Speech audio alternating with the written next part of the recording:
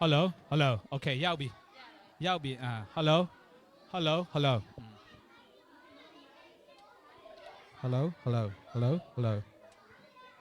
hello hello hello hello hello hello hello hello hello testing hello hello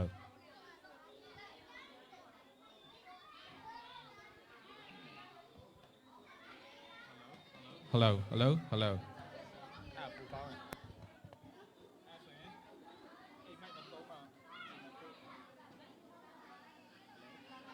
hello hello hello hello hello hello hello hello hello hello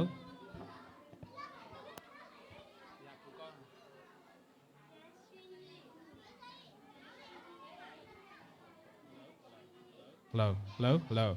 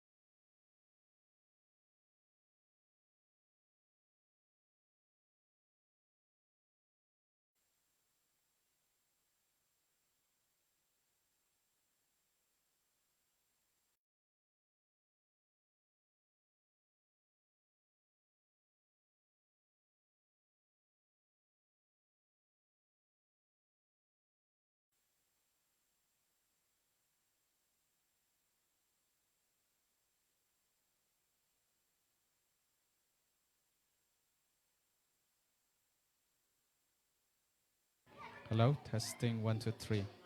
Hello, testing 1 2 3. Hello, testing 1 2 3. Hello, testing 1 2 3. Hello, testing 1 2 3. Okay, hello, testing 1 2 3. Hello, hello.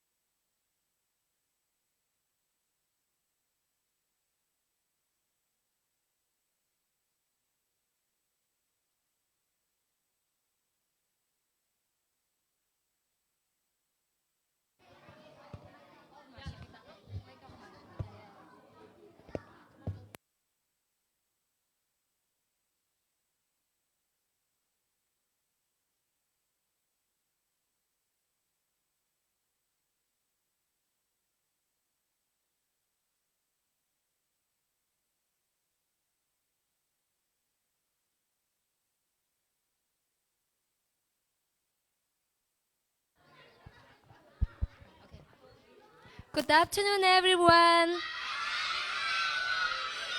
Okay. Okay. လေးစားရပါတော့မိဘများရှင်ဒီနေ့လေခင်မှာမင်္ဂလာပါလို့ပြောချင်ပါတယ်ရှင်လာရောက်ကြွလာပေးတဲ့အတွက်ကြောင့်လည်းကျေးဇူးအထူးတင်ပါတယ်ရှင်ကျမတို့အစီအစဉ်အခုစတော့မှာဖြစ်တဲ့အတွက်ကြောင့်ဖုန်းများကို silent လုပ်ပြရန်အတွက်အားလုံးကိုမေတ္တာရက်ခံချင်ပါတယ်ရှင်ကျောင်းသူကျောင်းသားများ student can you make your phone silent please okay Okay. I am teacher Yuki from the this Balagang Learning Center. First of all, I would like to say thank you our head teacher, Ben, who gave me this opportunity. Second, I would like to say respect all parents. Thank you so much for your attending to this parent-teacher meeting at our Balagang Learning Center. Even though you may be busy, you come and give your precious time. You come and give your precious time for your children. Your presence show how much you care about your children. Growth and education. I believe that collaborations between parents and teachers lead to better outcomes for our students, both academically and personally. Thank you once again for being with us today. We look forward to a meaningful and productive discussion. မိဘများဒီနေ့ကြွရောက်လာ meeting အတွက်ကြွရောက်လာပြီးတဲ့အတွက်ကျေးဇူးအထူးတင်ပါတယ်ဒီနေ့ကျမတို့ဒီနှစ်မှာကျောင်းသူကျောင်းသားများအတွက်ကျောင်းသူကျောင်းသားများကိုယ့်ရဲ့ကလေးများကိုချစ်ပြီးမှဒီကိုကျမတို့ဖိတ်ကြားတဲ့အတိုင်းလာရောက်ပေးတဲ့အတွက်ကြောင့်ပထမရှေ့ဦးစွာကျေးဇူးအထူးတင်ပါတယ်ရှင်ပြီးလို့ရှိရင်ခလေးများကိုဒီလိုမျိုးလာရောက်ပေးခြင်းအပြင်မိဘရဲ့ခွန်အားမိဘရဲ့အားပေးမှုဟာခလေးများအတွက်သူတို့ရဲ့ပညာရေးအတွက်တိုးတက်ယုံတင်မကသူတို့ရဲ့personally သူတို့ရဲ့ကိုယ်ရေးကိုယ်တာတိုးတက်မှုနှုန်းကိုလည်းအများကြီးတိုးတက်စေပါရဲ့ရှင်ဒါကြောင့်မိဘများကိုဆက်လက်ပြီးမှကျေးဇူးတင်ပါတယ်ဆိုတဲ့အကြောင်းကိုပြောချင်ပါတယ်ရှင် Okayကျမတို့အစီအစဉ်ကိုရှေ့ဆက်မှာဖြစ်ပါတယ်အစီအစဉ်ကိုကျမကင်မှာဖြစ်ပြီးအစီအစဉ်ကျမတို့တစ်စစ်ပြီးတစ်စစ်သွားမှာဖြစ်ပါတယ် Okay the second now I would like to invite KG students to show their best performance KG student Okay, after KG students' performance, I would like to call junior student. So please be a ready junior student to perform. Okay? Okay, now I would like to call KG student. မြန်မာလိုအနေငယ်ပြောချင်ပါတယ်ကျမတို့ဒီကျောင်းမှာမိဘများကိုမိဘများအတွက်ပေါ့နော်ဒီနေ့ဒီမိဘများ meeting မိဘများအတွက်ဒီကလေးများအငယ်ဆုံးကအကြီးဆုံးထိတိုင်အောင်ကျမတို့အကလေးတွေပြင်ဆင်ထားပါတယ်ရှင်ကျမတို့ဒီအကလေးကဘာကြောင့်သူတို့ပြင်ဆင်လဲဆိုတော့ကျမတို့ဒီလိုမျိုးလေးအားပေးလဲဆိုတော့သူတို့ဒီသူများရှိမှရက်တဲ့ခါမှာသူတို့ဒီသူများရှိမှဒီလိုမျိုးလေးတွေလိလာကပြီးမှတင်ယူတဲ့ခါမှာသူတို့ကဘာရှိလဲဆိုတော့ confident သူတို့ကိုသူတို့ယုံကြည်စိတ်ချမှုရှိတယ်ဘယ်နေရာသွားဒီနေရာကြောင်းပဲမဟုတ်ပဲနဲ့တခြားနေရာတနေ့သူတို့တဖြည်းဖြည်းကြီးထွားလာတဲ့ခါမှာပူပြီးမှသူတို့ဒီညံ့ညင်ချက်မြတ်ပြီးမှသူတို့ရဲ့သွားတဲ့နေရာတိုင်းမှာကြောက်စိတ်မရှိတော့ဘူးသူတို့ဒီရက်တည်ရဲတယ်သူတို့ကိုယ်တိုင်သူများရှိမှလဲယုံကြည်စိတ်ချမှုရှိနဲ့သူများရှိမှသူတို့ရက်တည်ရဲတာဖြစ်တဲ့ဒါကကလေးတွေအတွက်အရန်ကိုလိုအပ်တဲ့အရာဖြစ်တယ်ပေါ့နော်ဒါကြောင့်ကလေးတွေညံရင်လဲတိုးတက်တယ်ပြီးရင်သူများရှိမှဘယ်လိုမျိုးနေထိုင်ပြီးဘယ်လိုပုံစံလေးနဲ့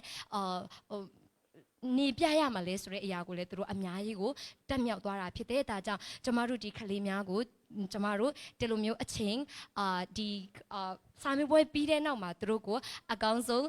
ဒီအကလေးကိုကျင့်ပေးတာဖြစ်တယ်သူတို့ကိုယ်တိုင်စူးစမ်းပြီးကျင့်တာဖြစ်တယ်အဲ့တော့မိဘများဒီအကလေးကိုကြည့်ပေးဖို့ရန်အတွက်ပြောချင်ပါတယ် Now I would like to invite KG students please stand up and come for the award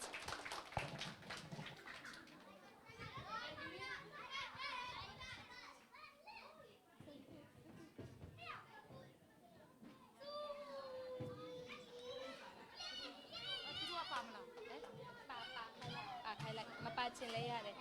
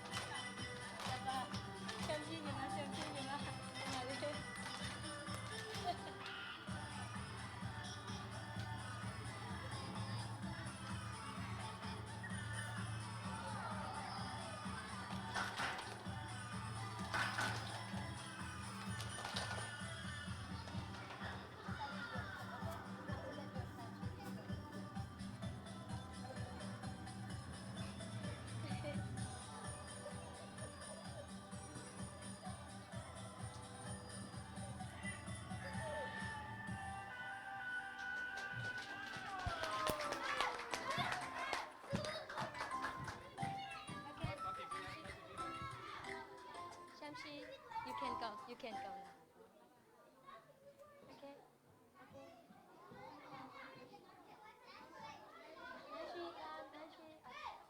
Okay. It's okay. Hiker. Hiker, it's okay.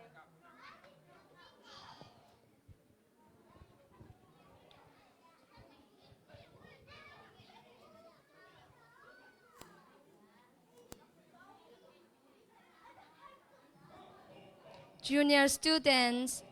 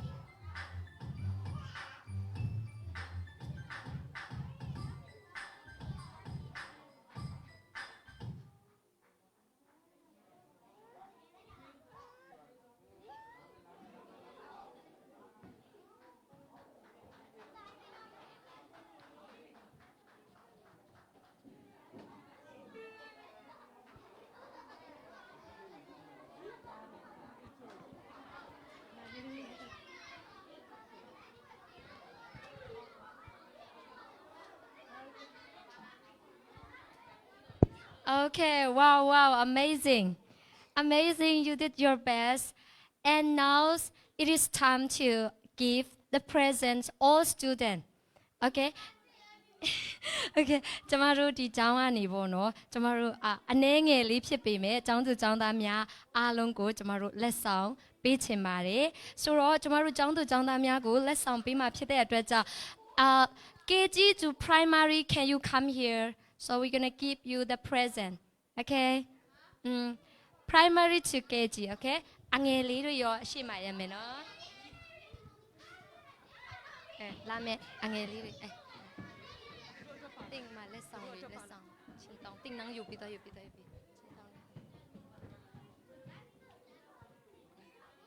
No, it's okay. Come in. Okay.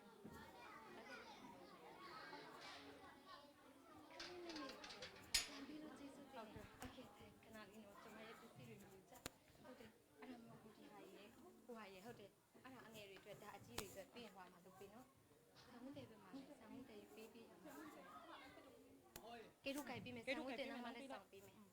cái lúc cài pin mẹ thì nó cầm chim tao này pin mà lại gì rồi à, tinh năng, gì rồi pin lại, tinh năng anh ấy rồi pin lại chắc là, okay, chúng ta lại sang cố xem mà tinh cả uy về mà phía bà đấy xem, anh ấy đi, hả, mà mình họ tiêu rồi chẳng được chẳng.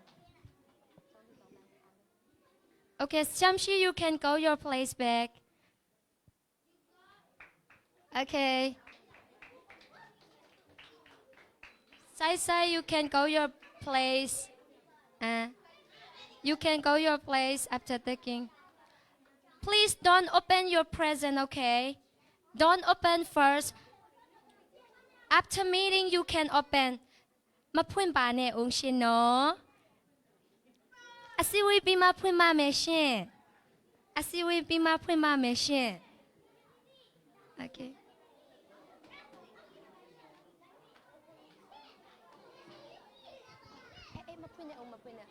မဖွင့်နဲ့ဦးနော် Okay, now year 1 to year 5 can you come? Okay. Teacher Winter will give you the present. Don't shout, please. Don't open. Please sit down. Please sit down here. Sit down here. Okay, can you leave?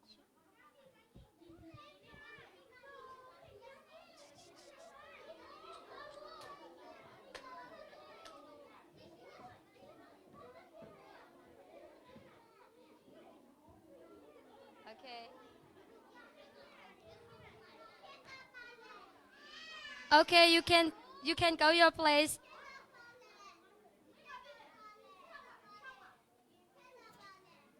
No boy, it's okay.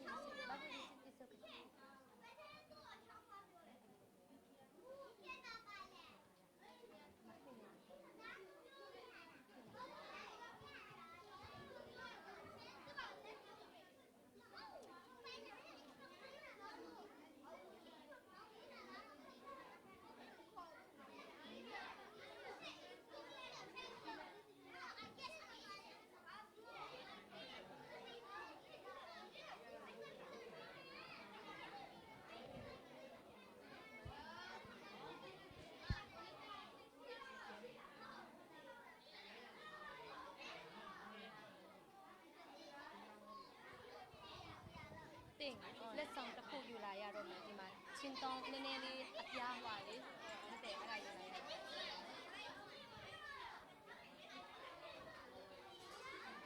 Okay, please, student, can you keep quiet, please? After meeting, you can open your present. Okay, please. Thank you. Keep our work. Okay.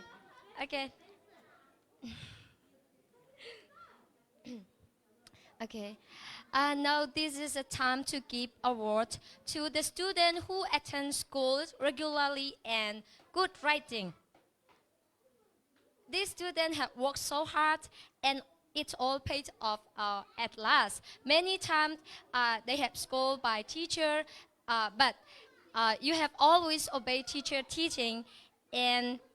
now you have made your presence so proud. ကျွန်မပြောချင်တဲ့မြန်မာလူအနေငယ်ပြောချင်ပါတယ်အခုကျွန်မတို့လက်ဆောင်ပေးမယ့်အရာကဘာလဲဆိုတော့ကျောင်းကိုပုံမှန်လာတဲ့ခလေးရဲ့လက်ရေးကိုကောင်းကောင်းရေးတဲ့ခလေးတွေကိုကျွန်မတို့ချင်းမြစ်ပေးချင်ပါတယ်ကျွန်မတို့ကကျောင်းသူကျောင်းသားများကိုအမြဲတမ်းပါပြောလေးရှိလဲဆိုတော့ကျောင်းကိုပုံမှန်လာတယ်ဆိုလို့ရှိရင်သူတို့စာကိုစာအရင်မတော်ရင်တောင်မှမတက်ရင်တောင်မှကျောင်းပုံမှန်လာခြင်းအဖြစ်သူတို့ဉာဏ်ပညာရေးကမလာတဲ့သူထက်စာလို့ရှင်တော့ပို့ပြီးမှတိုးတက်တာဖြစ်တယ်ဒါကြောင့်ကျမတို့ကိုအမြဲတမ်းအားပေးတယ်ကျောင်းပုံမှန်လာလို့ရှိရင်သူတို့ပညာရေးလည်းတိုးတက်တဲ့ပြီးလို့ရှင်သူတို့ကိုလည်းအားပေးနေကြဖြစ်တယ်ဒါကြောင့်ကျမတို့ကချင်းမြစ်ချင်တယ်ဒီနေ့မိဘများရှိမှရောခလေးများကျောင်းကိုတချို့ခလေးတွေဆိုလို့ရှိရင်မိုးရွာရင်တောင်မှနော်ခြေထောက်တွေဘောင်းဘီတွေဆူရွှဲနေရပဲလာတယ်ချောင်းဆိုရင်တောင်မှမတ်လေးတွေတက်ပြီးမှကျောင်းကိုမရအောင်လာတယ်ပေါ့နော်ကျောင်းမှာကျွန်မပုံမှန်စေတိုက်လေးရှိတယ်ကျောင်းကိုပုံမှန်လာပြီးတယ်ပေါ့နော်ဒါကြောင့်ကျမတို့ချင်းမြစ်ပြေးခြင်းနဲ့ပြီးလို့ရှိရင်ကျောင်းမှာလာတဲ့ခါမှာကျောင်းသူကျောင်းသားများတော်တော်များများကစာကိုဖြစ်စလက်စာရေးပါတယ်ဒါကြောင့်ကျမတို့ကိုကျမအမြဲတမ်းအားပေးတယ်လက်ရေးလှလှလေးရေးတယ်ဆိုလို့ရှိရင်ကျမတို့စုပေးပါမယ်ဆိုပြီးအမြဲတမ်းသူတို့ကိုကျမတို့ကတိပေးထားတာဖြစ်တယ်ပေါ့နော်ဒါကြောင့်ဒီနေ့ကျောင်းသူကျောင်းသားများကျောင်းကိုပုံမှန်လာတဲ့ကျောင်းသူကျောင်းသားများနဲ့လက်ရေးလှလှလေးပေါ့နော်စာသားကိုဆရာမစာမွေးဖြေတဲ့ခါမှာတေချာ စစ်ဆေးလို့ရအောင်လက်ရည်လှလှလေးရေးတဲ့ကျောင်းသူကျောင်းသားများကိုကျမတို့စုချင်းမြစ်ပြေးခြင်းပါတယ်ကျမတို့စုကအနှဲငယ်ဆိုပေမဲ့သူတို့အတွက်တန်ဖိုးရှိမယ်လို့လည်းကျမတို့ယုံကြည်တယ်အခုချိန်မှာစုချင်းမြစ်ပြီးဖို့ရန်အတွက်ကျမတို့ chess မှာရှိတဲ့ဆ iam မမီကိုလေးစားစွာဖိတ်ခေါ်ခြင်းပါတယ်ရှင် Okay Okay think ခဏလေးနော်ဒီနားမှာ Okay Okay နော်ခဏလေးနော်ဆရာဟုတ်တယ်အနားမှာရက်ပြီအနားမှာရက်ပြီဆ iam မမီနားဒီဟာမပါဘူးနော်လောလောဆယ်ဒီဟာအရင်ခေါ်မယ်နော် Okay children student please keep it quiet and listen carefully okay So now I would like to call attending student regularly okay The student who attends school regularly do you think who gonna be get the present Okay, this is surprise. Okay, I would like to call the first student, Sophia. Sophia, come and take the present.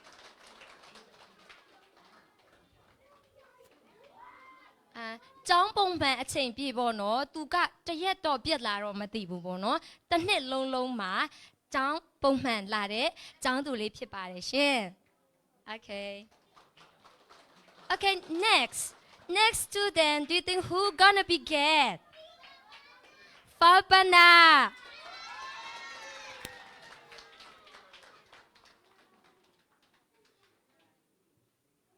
သူကတော့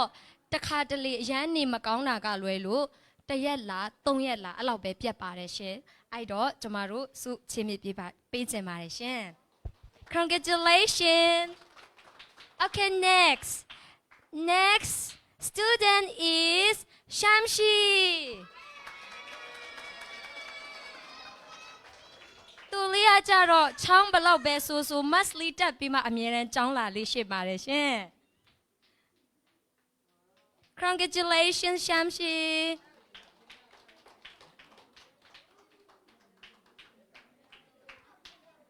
Okay, now I would like to call who good writings the student who Okay, the first student I would like to call Kim Miminai.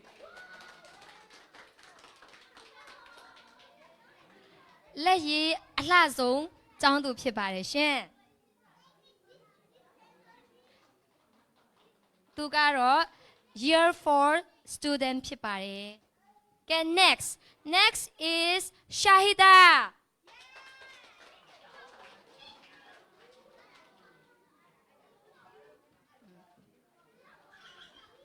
Congratulations Shahida. Okay. Next one is Niye Tui.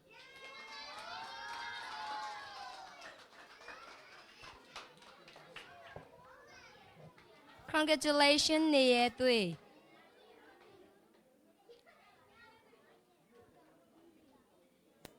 Okay. Next one is Lily Myapungong.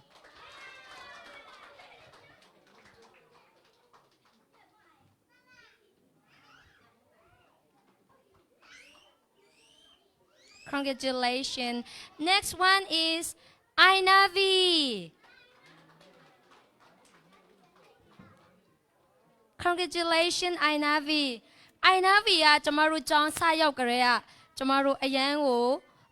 ထူးထူးဆန်းဆန်းပေါ့နော်သူလေးကကြတော့အရန်လဲငယ်သေးတယ်ဒါပေမဲ့ကျောင်းရောက်တဲ့ခါမှာကျမတို့မနေကိုဖြစ်စီခြင်းလို့မောင်းတာဖြစ်တယ်စူလို့ရှင်လဲလုံးဝမျက်ရည်မကျဘဲနဲ့တောက်ခံနိုင်တဲ့ကလေးလေးဖြစ်ပါတယ်ရှင် Okay, now is Ibrahim. Congratulations, Ibrahim.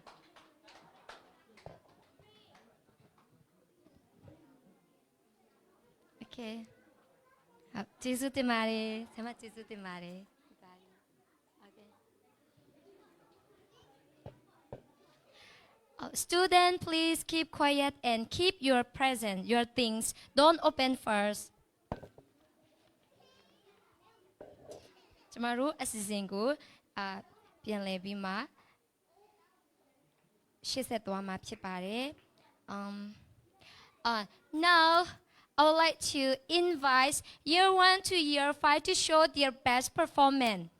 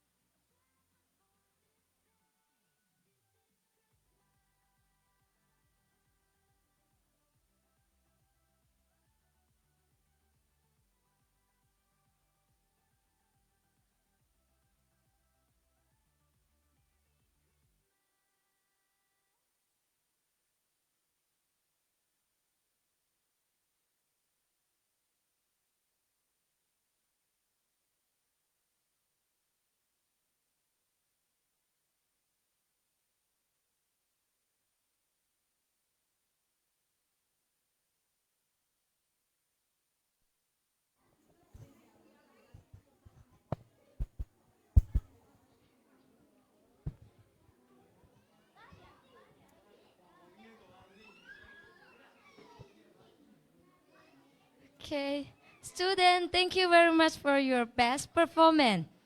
Amazing. Okay. Please keep quiet. Okay. Now we will continue to our. Now it is the time to give the students who are the best character in our school. Who are the best character in our school? We choose 2 students. They always polite and respect teachers. They never bully and never fight with their friends. That's why we want to award their working hard.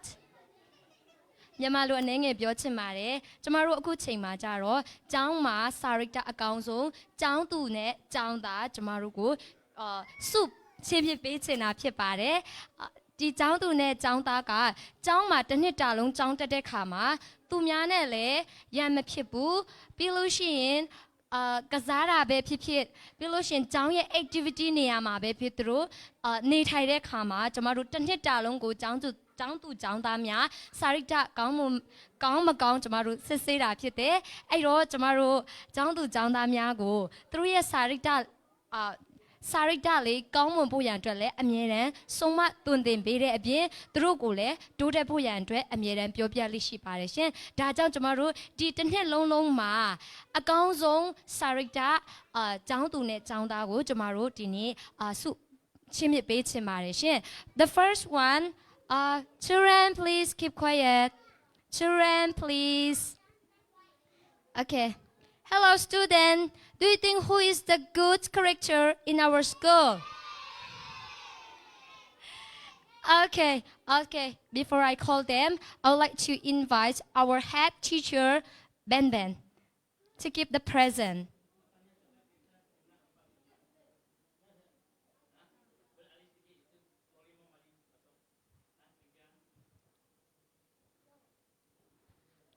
okay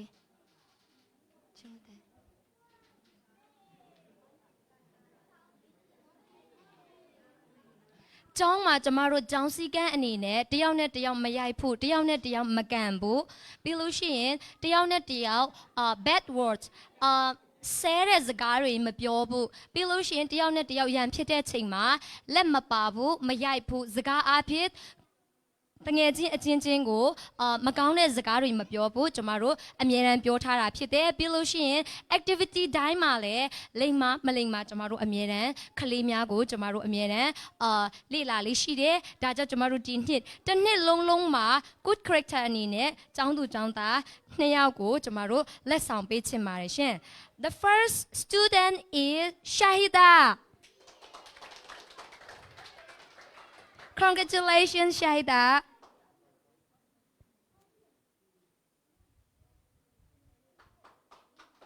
Oh, she is a good character in our school. Next student is Swadik.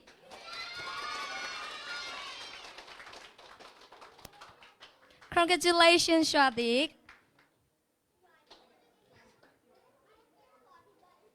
Okay, thank you, Teacher Ben.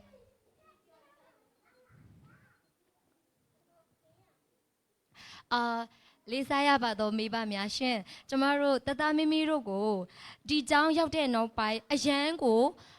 လိမ္မာရေးချပြီးယဉ်ကျေးမှုလည်းအရန်ကောင်းတဲ့ကလေးလေးတွေဖြစ်ပါတယ်အခုမရနိုင်သေးတဲ့သူတွေအတွက်လည်းဝမ်းနည်းဖို့မဟုတ်ပါဘူးရှင်သူတို့လည်းအများကြီးကြိုးစားပြီးမှလိမ္မာကြပါတယ်ဒါပေမဲ့ကျမတို့ကျောင်းထဲကနေကျောင်းမှာအများကြီးတဲ့ကနေကျမတို့က2ယောက်ပဲရွေးတာဖြစ်တဲ့အတွက်ကြောင့်ဒီနေ့အကောင်းဆုံးအနေနဲ့ကျောင်းသူနဲ့ကျောင်းသား2ယောက်ရရှိသွားတာဖြစ်ပါတယ်ကျန်တဲ့သူတွေလည်းအများကြီးတိုးတက်တယ်နောက်နှစ်များမှာဆိုလို့ရှိရင်လည်းဒီထက်စာရိတ္တကောင်းမွန်တဲ့ကျောင်းသူကျောင်းသားများမြောက်များစွာစုရမယ်လို့လည်းကျွန်မမျှော်လင့်ပါတယ်ရှင်ပြီးလို့ရှိရင်ခလေးသူငယ်များကိုကျမတို့ကျောင်းရဲ့စီကန်းတီလူမလုပ်ရဆိုတဲ့အရာလေးတွေလည်းအမြဲတမ်းပြောပြတယ်ပြီးလို့ရှိရင်မိဘတွေဘယ်လိုလေးစားရမှာလဲဆရာမတွေရှိမှနေလို့ရှိရင်ဘယ်လိုနေထိုင်ရမှာလဲဘယ်လိုပြောဆိုရမှာလဲပြီးလို့ရှိရင်သူတို့စာလုပ်တဲ့ခါမှာလဲဘယ်လိုလေးစူးစမ်းရမှာလဲဆိုတဲ့အရာမှစကျမတို့အမြဲတမ်းကိုဒါသမီးအရင်ချလို့ကျမတို့အမြဲတမ်းစောင့်ရှောက်သွန်သင်ပေးတာဖြစ်ပါတယ်ရှင်ဒါကြောင့်နောက်နှစ်များမှာလဲကျောင်းသူကျောင်းသားများစာရိတ္တ ကောင်းမွန်တဲ့ကျောင်းသူကျောင်းသားများအများကြီးစုရမယ်လို့ကျွန်မမျှော်လင့်ပါတယ်ရှင် Okay now this is a time to perform senior students I would like to invite senior students to perform please come forward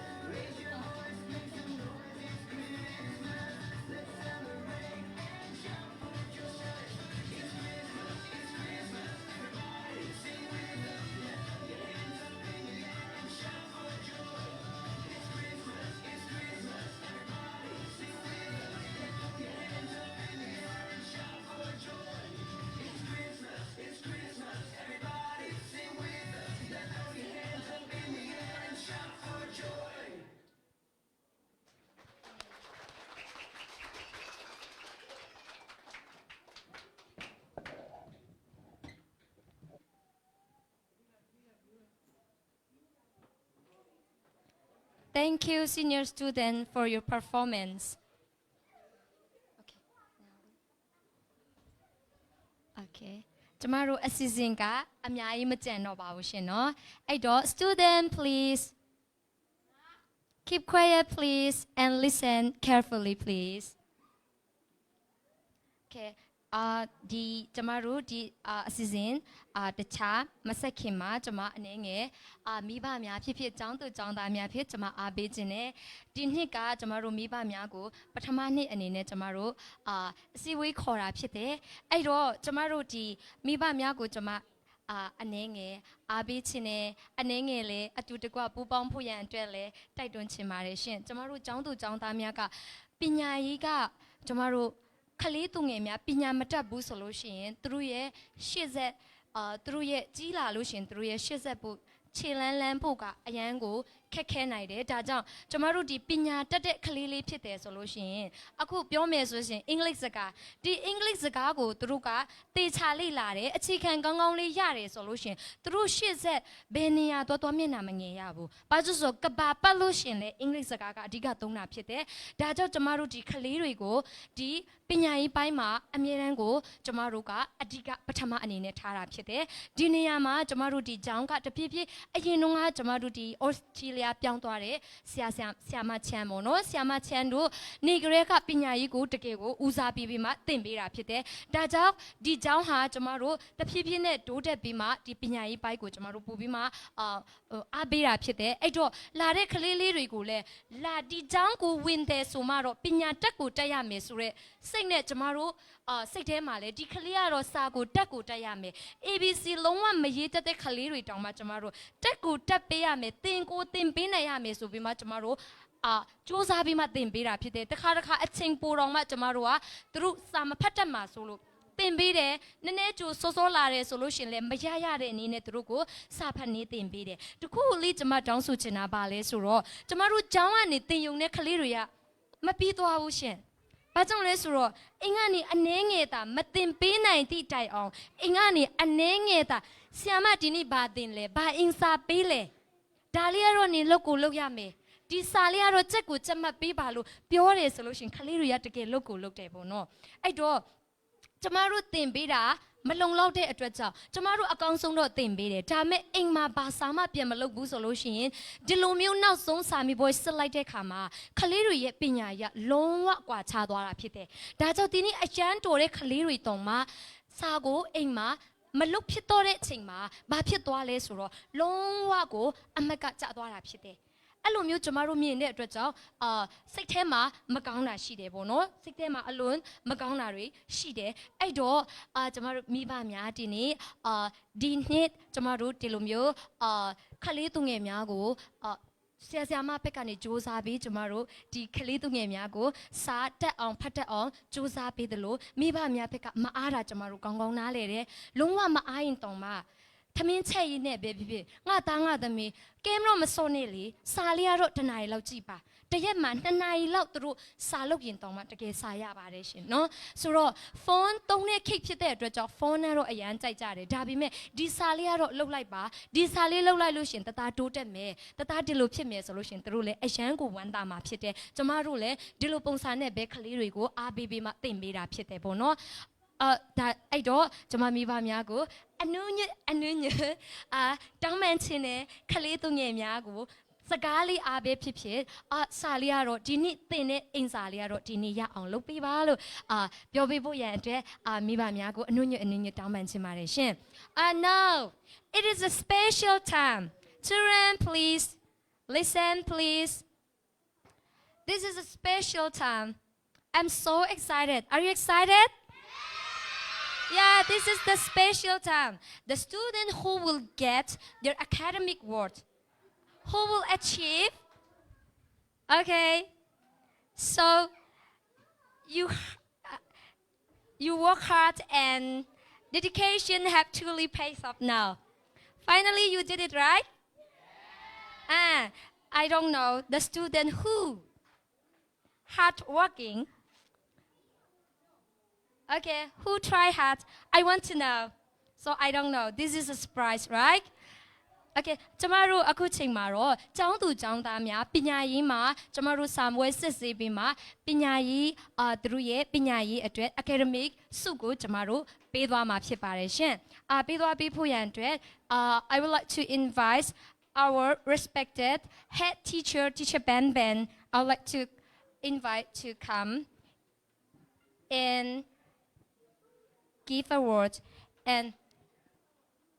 okay so I would like to say congratulations on your achievement I don't know who student to get that present your achievement so I would like to call one by one အခုချိန်မှာကျမတို့အတန်းကျမတို့ဒီနေ့ year 6 year 6 ထိကျမတို့ဒီကျောင်းကနေဖွင့်တာဖြစ်တယ်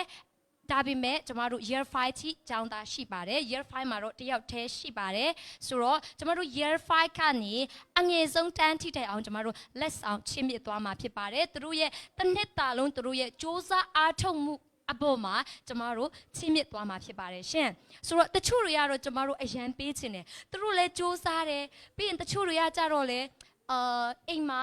အချိန်မရှိတာလည်းဖြစ်နိုင်တယ်ကျမတို့နားလေတယ်ဒါပေမဲ့မရနိုင်သေးတဲ့သူတွေအတွက်လည်းဝန်းနေစရာမဟုတ်ပါဘူးရှင်နှောင်းနှစ်များကြလို့ရှင်သူတို့အကောင်းဆုံးဒီအစုကိုပြန်ရမယ်လို့ကျမမျှော်လင့်ပါတယ်ရှင်ဆိုတော့အခုကျမ year 5ကနေစပြီးမှဒီနှစ်အတွက်စုပေးသွားမှာဖြစ်ပါတယ်ရှင် so the first of all I would like to call year 5 to get the present ဖုံးမြစ်စော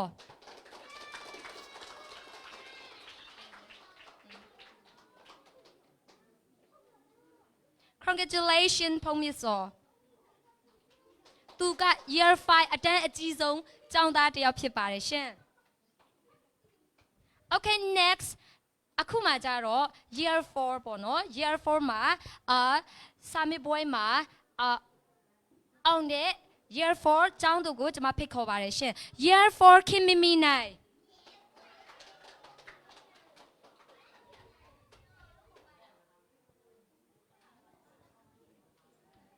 Congratulations, Kim Minai.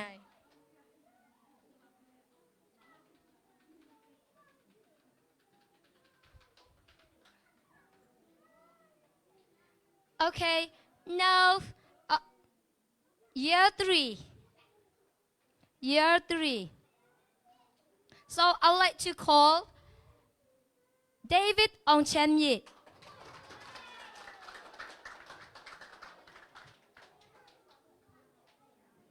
Congratulations David Ongchenye သူဒီ year 3မှာပထမဖြစ်ပါတယ်ရှင် Okay next student is Falpana Congratulations Falpana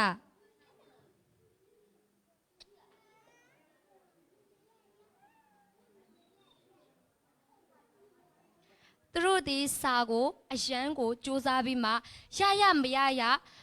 စူးစမ်းပြီးဖြည့်တဲ့ကျောင်းသူကျောင်းသားများဖြစ်ပါတယ်ဆိုတော့ကျန်တဲ့သူတွေကစူးစမ်းနေစေနောက်နှစ်များမှာရမယ်လို့မျှော်လင့်ပါတယ် next year 2အခုက year 2ကျောင်းသားတွေကိုခေါ်ချင်ပါတယ်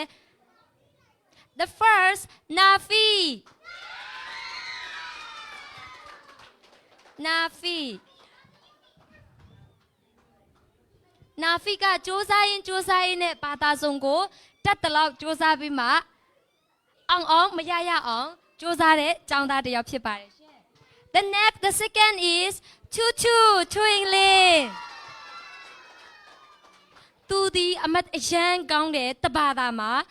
တခုကြောင့်လျှော့သွားတာဖြစ်ပါတယ်နှမျိုးစရာတော့အရန်ကောင်းတယ်ကျွန်မအရန်မျှော်လင့်တယ်နောက်နှစ်များမှာလည်းအကောင်းဆုံးကုန်ထူးနေရမယ်လို့ကျွန်မမျှော်လင့်ပါတယ်ရှင်Okay, now I'd like to call year 1. That first, Lily Myapungo. Congratulations, Lily Myapungo.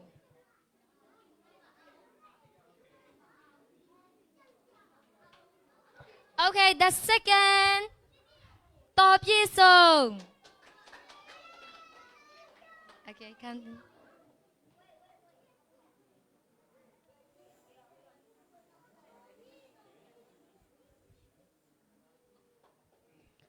Okay ကျမတို့ဒီဟာကြတော့အကြီးတန်းပေါ့နော်အကြီးတန်းတွေဒီကျောင်းကနေကျမတို့အကြီးတန်းတတ်မှတ်ပြီးတဲ့ကျောင်းသူကျောင်းသားများဖြစ်ပါတယ်ရှင်။ Now အခုမှကြတော့အငယ်တန်းလေးတွေ primary ကနေ K1 ထိကျမတို့ခွဲပြီးမှလက်ဆောင်ချီးမြှင့်ပေးကြပါတယ်ရှင်။ Now I'd like to call primary 2. Pong Yin Kat. Congratulations Pong Yin Kat.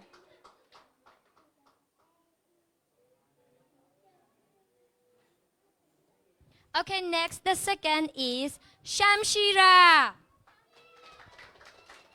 Congratulations, Shamshira.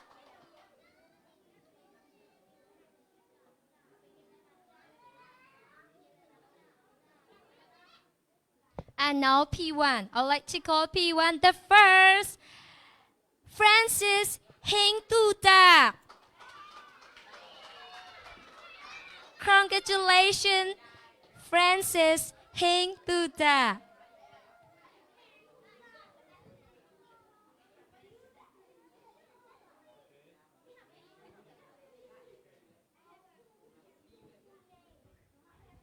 Okay, the second is Pai San Heng.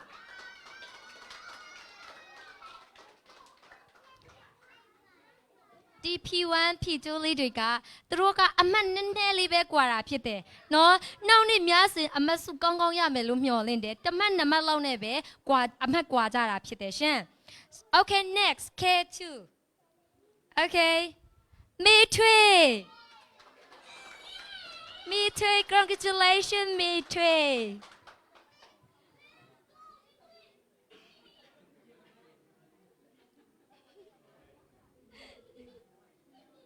Okay, congratulations, your achievement. Okay, the second is Heng Min Ted. Congratulations, Heng Min Ted. You work hard.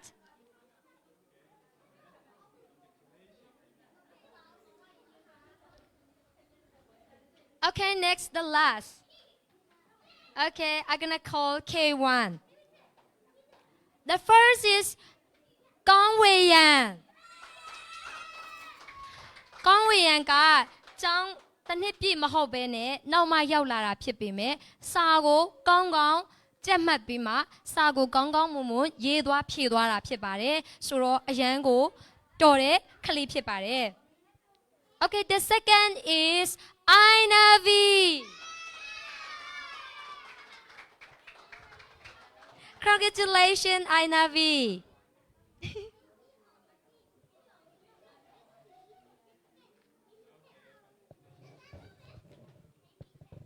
Okay, thank you, Teacher Ben Ben.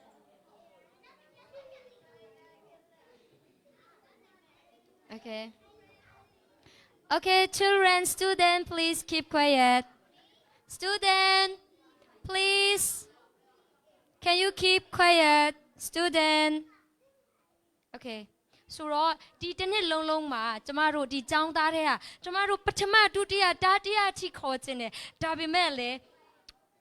သူတို့အမှတ်လေးကလေအရန်ပေးချင်ပေမဲ့လေဘလို့မှ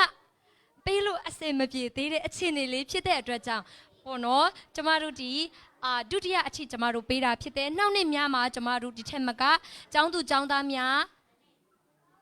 တော်လကောင်မိဘများတော်လကောင်အားပေးခြင်းနဲ့စာများကိုဒီထက်မကလေ့လာကြက်မှတ်ပြီးမှစုများကိုအားလုံးနှိပါရနိုင်ဖို့ရန်အတွက်ကျွန်မမျှော်လင့်ပါတယ်ရှင်အဲ့တော့ចောင်းသူចောင်းသားများတော်လကောင်မိဘများတော်လကောင်သူတို့ရဲ့ပညာရေးလေးကို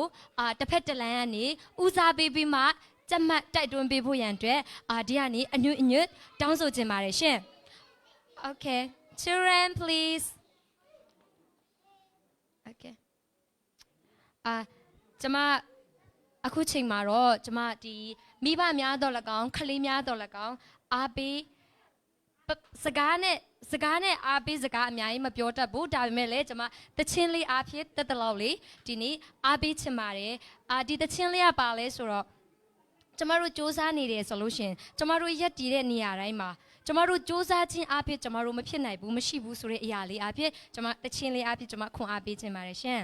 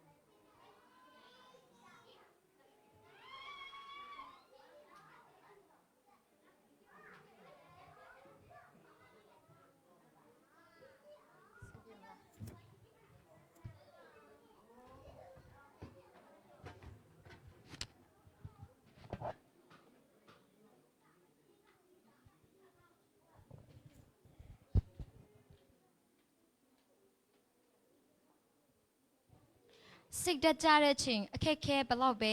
ရင်ဆိုင်နေရပါစေကိုစူးစမ်းတဲ့အရာအဖြစ်ပန်းနိုင်မရောက်နိုင်ဘူးမရှိဘူးဆိုတဲ့တခြင်းလေးအဖြစ်ဒီနေ့အားပေးခြင်းပါတယ်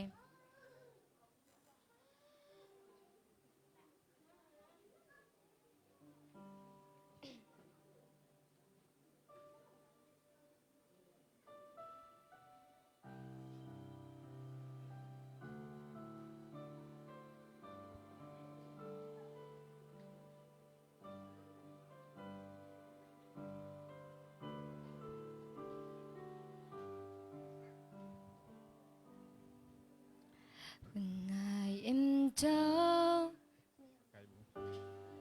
When I am down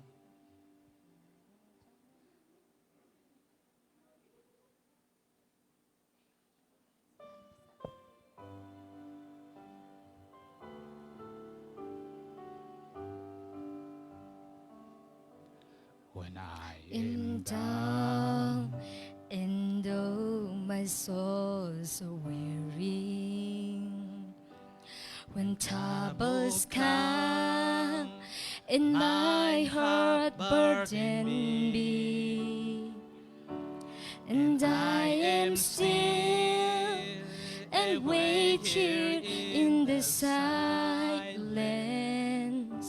until you come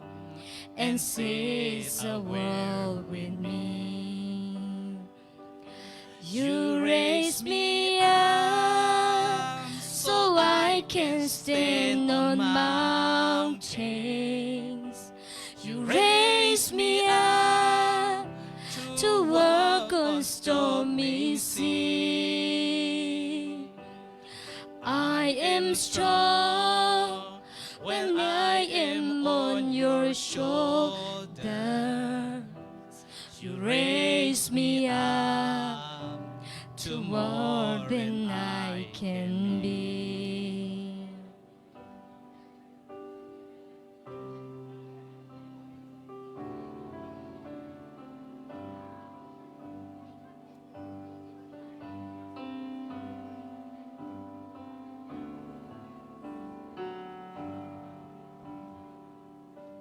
When I am down and oh my soul so weary, when troubles come and my heart burden be, and I am still and wait here in the silence until you come and seize the world with me. You raise me up so I can stand on mountains. You raise me up to walk on stormy sea. I am strong when I am on your shoulders. You raise me up to more than I can be. You raise me up so I can stand the mountain. You raise me up to walk on stormy seas. I am strong when I am on your shoulders. You raise me up to more than I can be.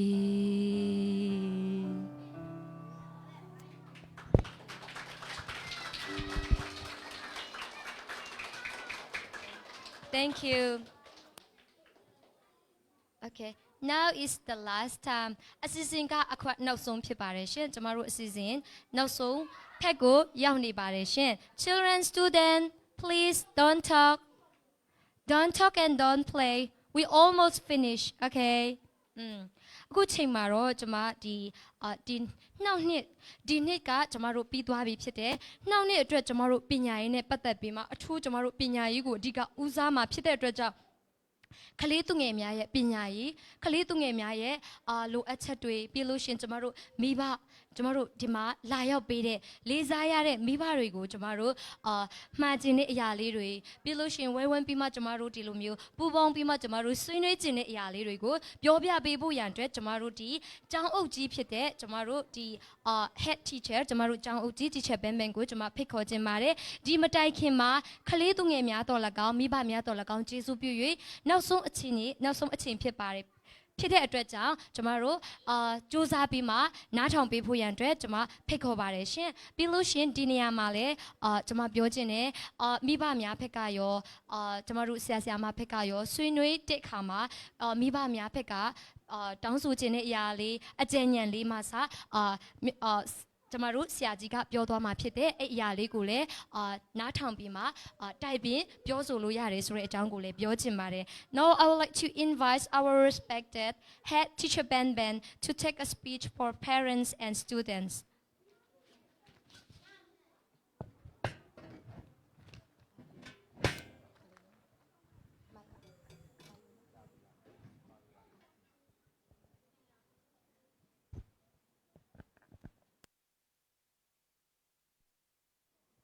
အားလုံးကိုယူတည်ရတဲ့နော်ဒီမိဘចောင်းသားမိဘအားလုံးကိုမင်္ဂလာပါလို့အရင်အိုးဆုံးနှုတ်ခွန်းဆက်ချင်တယ်ကျွန်တော်အင်္ဂလိပ်လိုမပြောတော့ဘူးအရန်ရှိမှာဆိုလို့မြန်မာလိုပဲပြောပါတော့မယ်ဆိုတော့ဒီနေ့ចောင်းသူចောင်းသားရဲ့ပညာရေးနဲ့ပတ်သက်၍တော်၎င်းနော်ပညာရေးတစ်ခုတည်းမဟုတ်ဘူးကျွန်တော်တို့ចောင်းသားလို့ပြောတဲ့ခါမှာ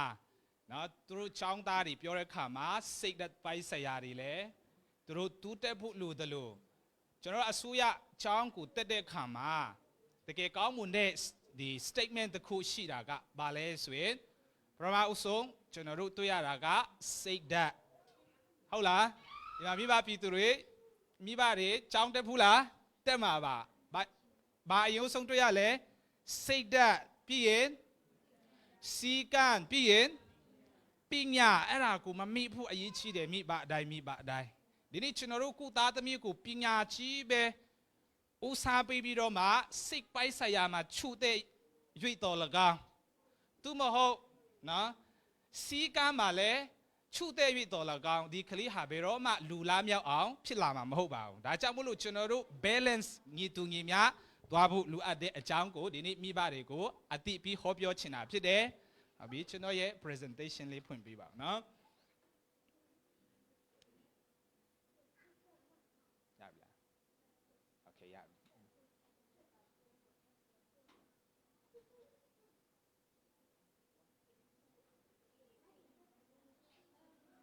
okay နည်းနည်းတော့သေးတယ်နော်နောက်ခါဆိုရင်တော့အချီးချီးမြင်လို့ရအောင် PowerPoint နဲ့နော် presentation လုပ်ပါမယ်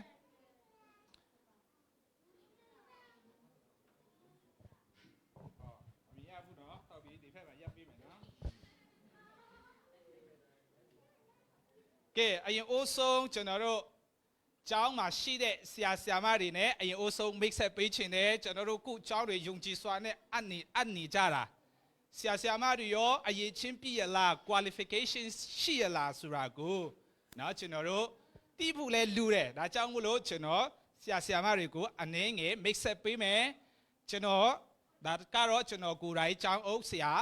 ပဲဖြစ်တယ်ကျွန်တော်နာမည်ကိုအားလုံးခေါ်လို့ရအောင်ဘင်တလုံးထဲပဲပေးထားရနော်ဆိုတော့အရန်ချစ်တယ်ဆိုရင်နှလုံးပြောလိုက်ပေါ့ဘင်နော်ဟုတ်ပြီဆိုတော့ကျွန်တော်နော်ကျွန်တော်2000ခုနှစ်မှာ10တန်းကိုရန်ကုန်ကနေနှစ်ချင်းပေါက်နော်2နှစ်မသက်ဘူးတစ်နှစ်ထဲနဲ့ပြီးအောင်လုပ်ခဲ့တယ်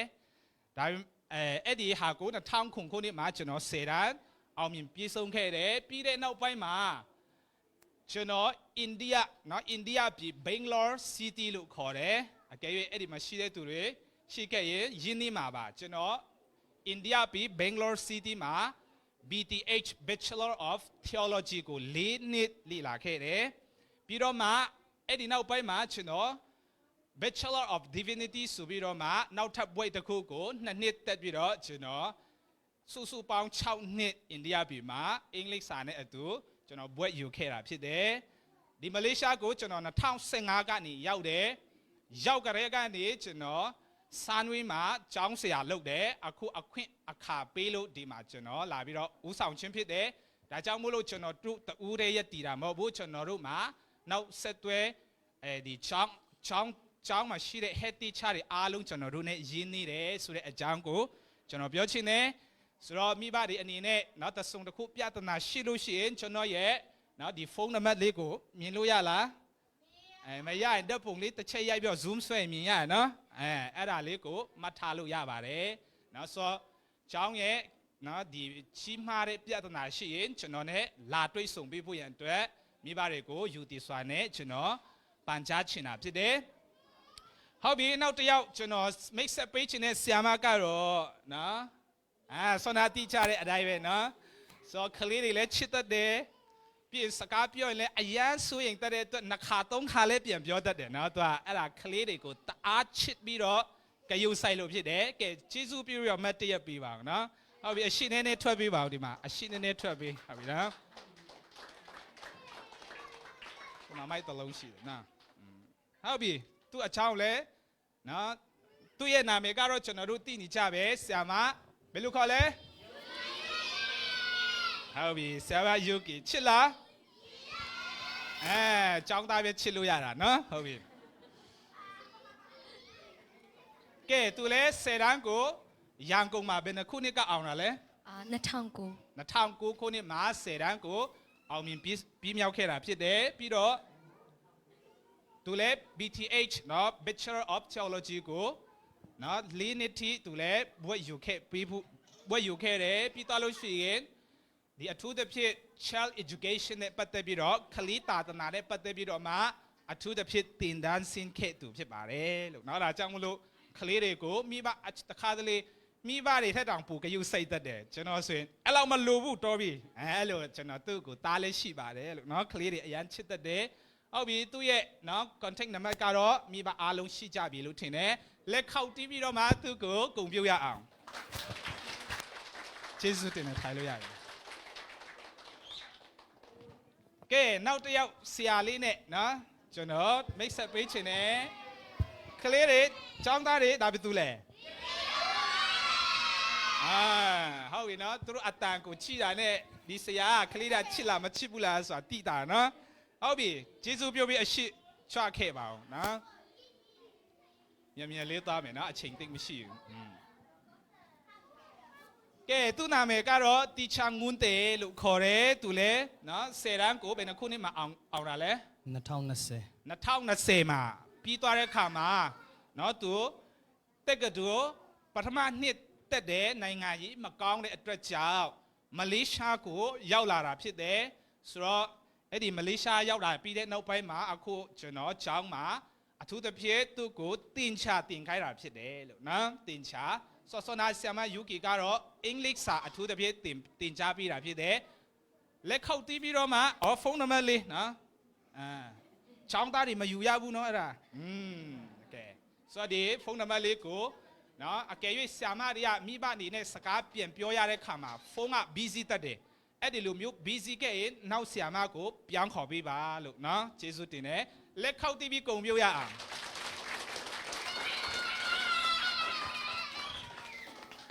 ကဲနောက်ဆုံးဆရာမတယောက်နဲ့လည်း make set ပေးချင်ပါတယ်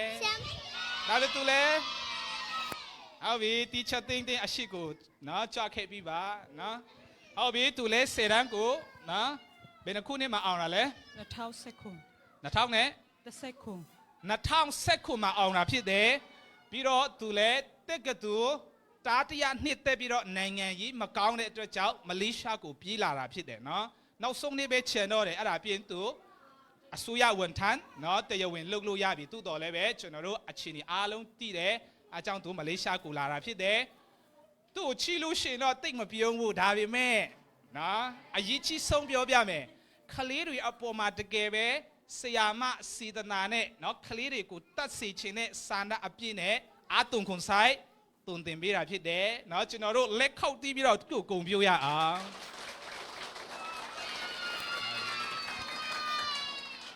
သူရဲ့ဖုန်းနံပါတ်ယူလို့ရတယ်နော်ဟုတ်ပြီကျေးဇူးတင်တယ်ဒါကတော့ကျွန်တော်တို့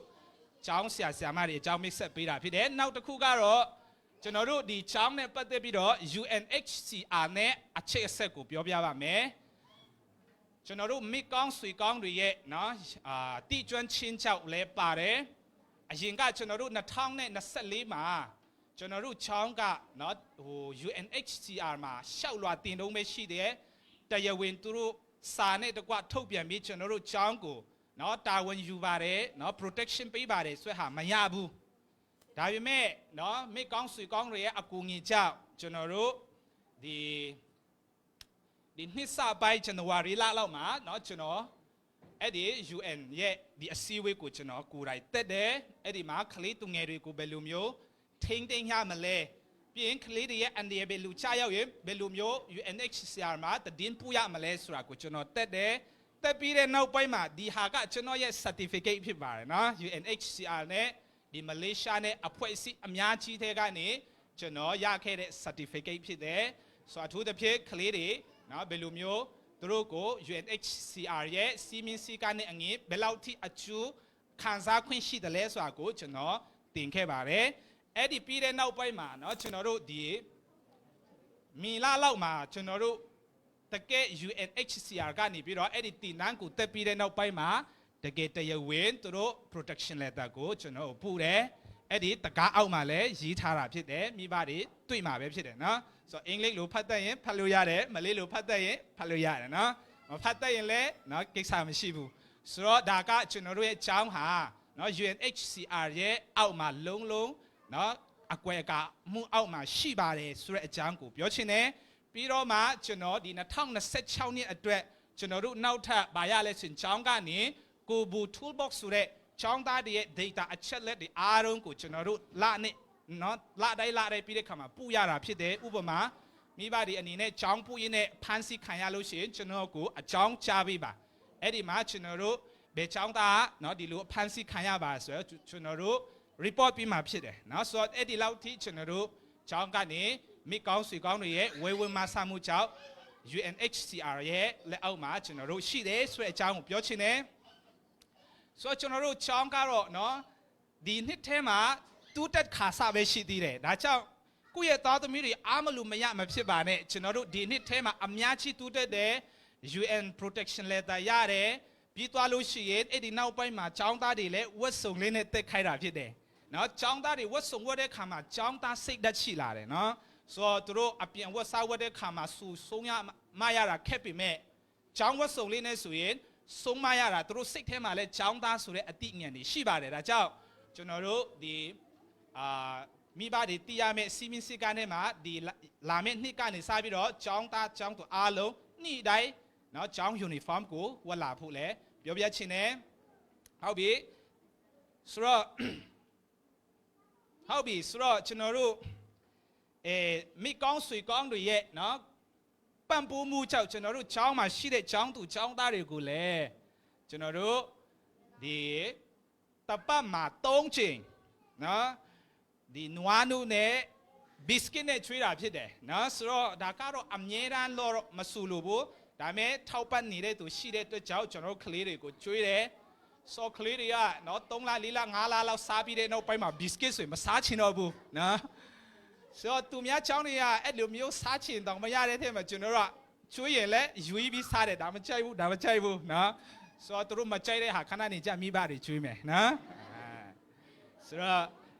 အဲ့မှာကျွန်တော်တို့အစားအသောက်ပြင်ဆင်ထားတာသူတို့နော် provide ထားတဲ့အရာဖြစ်တယ်ဆိုတော့ဘာပဲဖြစ်ဖြစ်ကိုယ့်ရဲ့နော်သားသမီးတွေဒီချောင်းကနေလည်းဖြည့်ဆွတ်အစားအစာတွေကိုလည်းကျွန်တော်တို့ချောင်းဖက်ကနေပြင်ဆင်ပေးတယ်ဆိုတဲ့အကြောင်းကိုလည်းသိစေချင်ပါတယ်ဟုတ်ပြီပြီးသွားလို့ရှိရင်ဒီနှစ်ကတော့နော်ထူးထူးခြားခြားပဲကျွန်တော်တို့အရင်ကတစ်ချိန်တစ်ခါမှမရှိခဲ့ဘူးတဲ့ school excursion လို့ခေါ်တယ်ဒါကတော့နော်ချောင်းသားကျောင်းသူကျောင်းသားတွေနဲ့အတူကျွန်တော်တို့ပိတ်နိကသွားတာဖြစ်တယ်နော်ဘယ်ကူသွားလဲဆိုရင်ကျွန်တော်တို့ဇူနီကရာသွားတယ်သွားတဲ့ခါမှာရှောက်ကစားဘူးမဟုတ်ဘူးကျွန်တော်တို့သူတို့အတွက်အကျိုးရှိမဲ့နေရာကိုပဲပူတာအဲကြောင့်တရိတ်ဆန်ယုံကိုပူတဲ့ခါမှာမသွားခင်ကလေးကကျွန်တော်ပြောတယ်ကျောင်းသူကျောင်းသားတွေနော်တရိတ်ဆန်တွေကြည်ယုံတက်မဟုတ်ဘူးအဲ့ဒါသူ့နာမည်ဘာလဲဘာ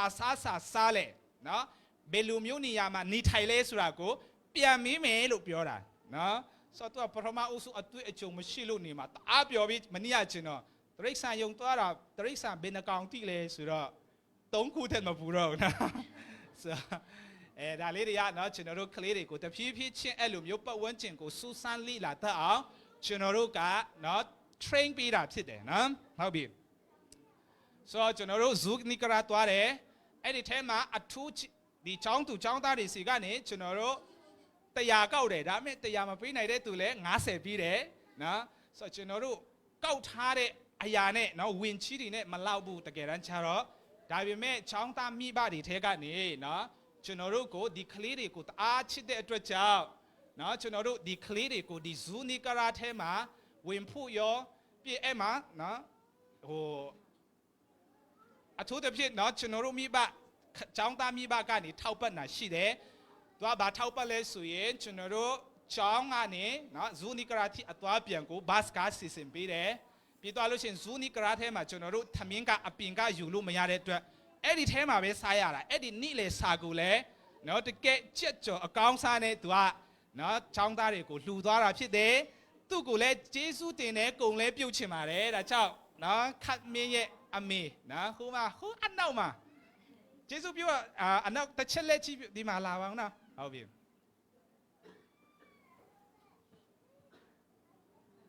ဒီမှာတွေ့တယ်နော်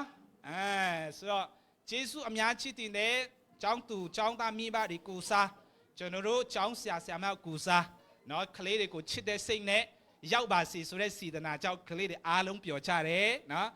နောက်မှာလဲကျန်တဲ့မိဘတွေလည်းဒီလိုမျိုးလှူဒန်းချင်တယ်ဆိုရင်လည်းအမြဲတမ်းကြိုဆိုပါတယ်လို့နော်ဟုတ်ပြီ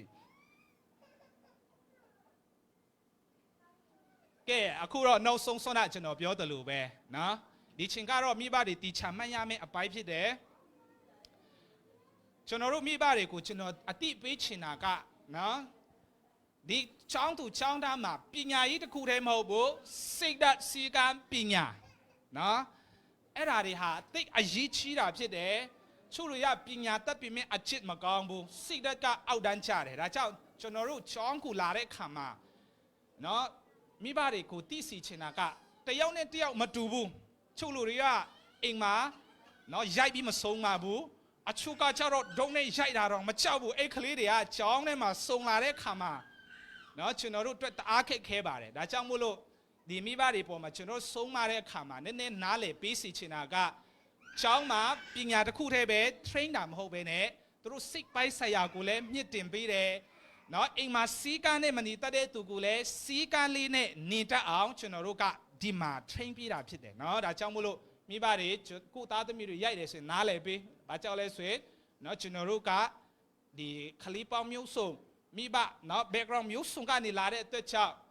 အချို့တွေကစကားပြောလိုက်ရုံနဲ့နားထောင်တဲ့သူရှိပြီးမြဲအချို့တွေကတစ်ခေါက်ရိုက်တာတော့မကြောက်သေးဘူး3ခေါက်လောက်ရိုက်ပြီးမှနားထောင်တဲ့သူရှိတယ်နော်ဆိုတော့အဲ့ဒါလေးတွေကိုလည်းမိဘတွေကအဲ့အချီနေလေးကိုလည်းနားလေသဘောပေါက်ပေးမယ်လို့ထင်တယ်နော်ဆိုတော့ဟိုကျွန်တော်တို့မြန်မာစကားပုံမှာရှိတယ်ပညာရွှေအိုးပြန်ပြောပါဦးပညာရွှေအိုးဆိုကျွန်တော်တို့ကပိုက်ဆံနေစုတယ်ရင်းနှီးမြုပ်နှံမှုထဲမှာကိုယ့်ရဲ့သားသမီးတွေကိုပညာရေးဖက်မှာရင်းနှီးမြုပ်နှံဟာအကောင်းဆုံးပဲဖြစ်တယ်ငွေချေးရင်းနှီးမြုပ်နှံမယ်ဆိုရင်ပျောက်တတ်တယ်ခူးတတ်တယ်ဒါပေမဲ့ကိုယ့်ရဲ့သားသမီးတွေကိုကိုယ်မှာရှိတဲ့အရာတွေကိုရင်းနှီးမြုပ်နှံပြီးတော့ပညာတတ်ကြီးဖြစ်အောင်ကျွန်တော်တို့ဆုံးမဖို့ကနော်တွင်တင်ဖို့ကလမ်းပြဖို့ကအရန်ရည်ကြီးတယ်သူတို့ကမိဘတွေရဲ့ဒုံနဲ့ရိုက်ပြီးနော်အဲ့ဒီရိုက်တဲ့အရွယ်လွန်သွားလို့ရှိရင်ဥပမာစေကျော်တက်ဖြစ်သွားလို့ရှိရင်ဒုတ်တွေမချောက်တော့ဘူးနော်ကျွန်တော်တို့ဆုံးမတာမချောက်တော့ဘူးသူ့ရွေးချယ်မှုနဲ့သူသွားမှာအဲ့ဒီချိန်မှာပညာတက်ဖြစ်ပြီးတော့စာတွေပေတွေတတ်မယ်ဆိုရင်လိန်မာရင်ချီးတဲ့ကျောင်းသူကျောင်းသားဖြစ်လာမှာဖြစ်တယ်ဒါကြောင့်မိဘတွေအနေနဲ့ပညာရေးကိုနော်ဦးစားပေးဖို့ရန်အတွက်ကျွန်တော်အထူးသဖြင့်တိုက်တွန်းချင်တယ်ဟုတ်ပြီ2026အတွက်မိဘတွေအနေနဲ့သိရမယ်နော်ဒီချောင်းကနေကျွန်တော်တို့တာဝန်ပေးလိုက်တဲ့စီမင်းစည်းကမ်းလေးတွေကိုအနည်းငယ်ပြောပြချင်တယ်ចောင်းသူចောင်းသားတွေတော့တီးတက်ပြီးမယ်နော်ဆိုမိဘတွေအနေနဲ့နော်နောက်နေ့ကနေစပြီးတော့ကျွန်တော်တို့ចောင်းကနော်နံပါတ်1ချက်